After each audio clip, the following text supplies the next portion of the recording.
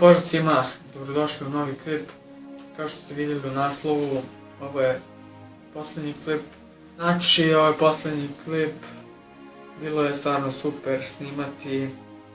Dosta avantura, dosta sam ljudi upoznao.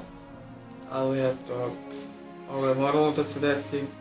Kao što su neki od vas vidjeli, posljednjih dana nisam baš često uploadao klipove. Uploadao sam svakih nekih 4-5 dana. Kasnio sam sa klipovima. I eto, ne znam ništa šta da vam kažem, sem da je došlo vreme da kažem s Bogom i da se oprostimo od 2015. godine, zato što je ovo posljednji klip u 2015. godini.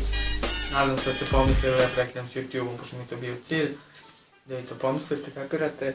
Ali eto, to je bilo sve za ovu 2015. godinu. Nadam se da će 2016. biti mnogo bolja.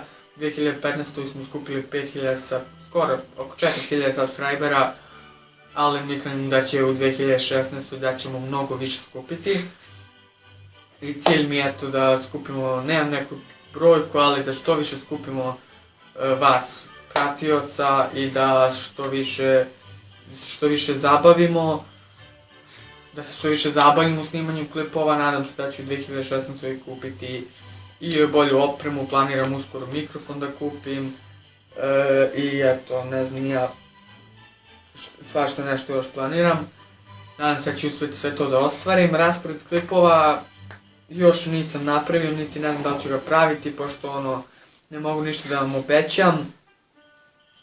Ali nadam se da će tamo u januaru da ću uspjeti da napravim neki raspored i da ću biti konstantan ako kupim kameru.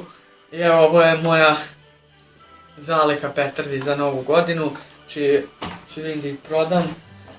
Inako mi ne treba i ne bacujem iz petardi, nisam što u tom fazonu, ali eto, hvala vam za sve. Ne znam šta kažem, ne znam što sam pravio klip, ali želim vam sve najbolje u 2016. godini.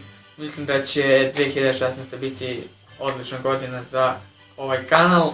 Puno zdravlja, veselja i sve to što se kaže.